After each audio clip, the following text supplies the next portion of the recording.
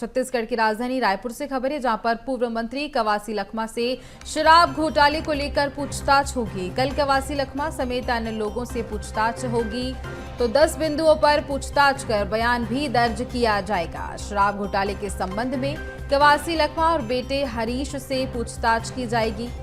ED ने पूर्व मंत्री लखमा के निवास पर छापा मारा था। वहीं सुकमा पालिका अध्यक्ष जगन्नाथ राजू, सुशील ओझा और ठेकेदार राजभुवन से भी पूछताछ की जाएगी। बता दें कि ईडी ने कवासी लखमा के घर छापा मारा था और उसके बाद अब पूछताछ की जाएगी। शराब घोटाले के संबंध में पूछताछ की जाने वाली है।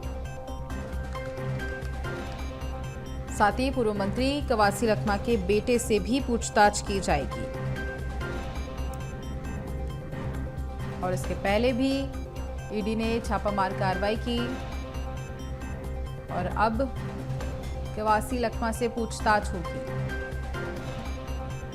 पूर्व मंत्री के साथ कई और लोगों से भी पूछताछ की जाने वाली है। बता देते हैं कि ईडी ने इसके पहले भी पूर्व मंत्री कवासी लखमा के निवास पर छापामार कार्रवाई की थी।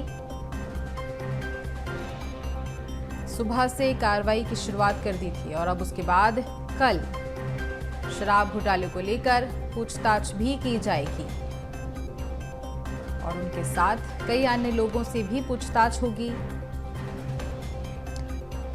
और ज्यादा जानकारी लेंगे, करिश्मा हमारे साथ लाइव जुड़ चुके हैं। करिश्मा, देखा जा रहा है कि पहले भी ईडी ने छापामार कार्रवाई की पूर्व मंत्री के निवास पर और अब उसके बाद शराब घोटाले को लेकर पूछताछ भी की जाएगी।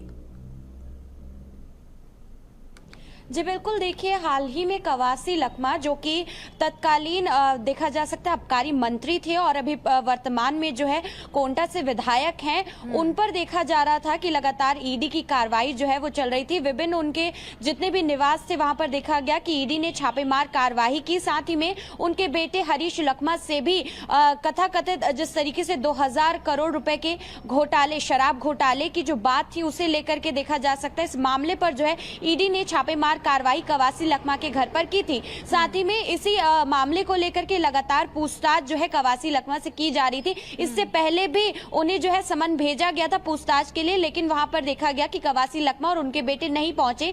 लेकिन अब एक बार फिर से जो है ईडी उनसे पूछताछ करने वाली है।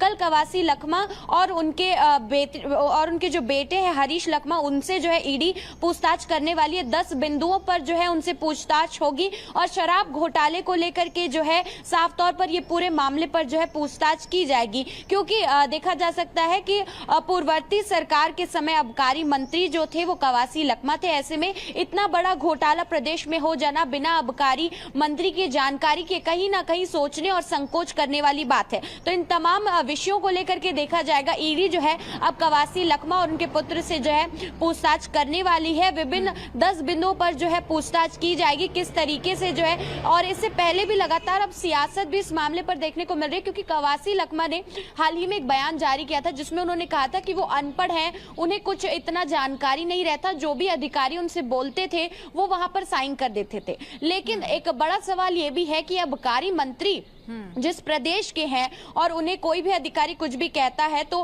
कहीं ना कहीं ये सोचने वाली बात है कि कहीं पर भी साइन कर देना या फिर बिना देखे बिना पढ़े दस्तावेजों को आगे बढ़ा देना, ये भी एक संकोच करने वाली बात है। तो साफ तौर पर कई सारे सवाल जो हैं इस पूरे मामले को लेकर के उठते हुए नजर आ रहे हैं और कवासी लखमा के लिए भी अब जो परेशानियां हैं वो धीरे धीरे बढ़ती हुई नजर आएंगी। इसके साथ साथ देखा जा सकता है कि कवासी लखमा और उनके पुत्र से तो पूछताछ होगी, साथ ही में सुकमा के पालिका अध्यक्ष जगन्नाथ से भी जो है चर्चा होगी, उनसे भी पूछताछ जो है की जाएगी इस पूरे घोटाले को लेकर के। साथ ही में देखा जाएगा कि ठेकेदार राजभुवन और साथ ही में अन्य लोगों से भी जो है पूछताछ अब ईडी करने वाली है। तो इस तमाम मामले को लेकर के ईडी जो है अब एक्शन मोड में आ चुकी है। इससे पहले भी कई जगहों पर जो है छापेमार कार्रवाई की गई है, लेकिन कवासी लखमा के घर पर ये जो कार्रवाई हुई है उसमें कई सारे दस्तावेजों को लेकर के, साथ ही में इलेक्ट्रॉनिक डिवाइस, मोबाइल जो भी ईडी ने जब्त किए हैं, उन तमाम चीजों को लेकर के 10 बिंदुओं पर जो है प्रश्न ईडी ने तैयार किए हैं और उन्हीं को लेकर के देखा जाएगा कि कल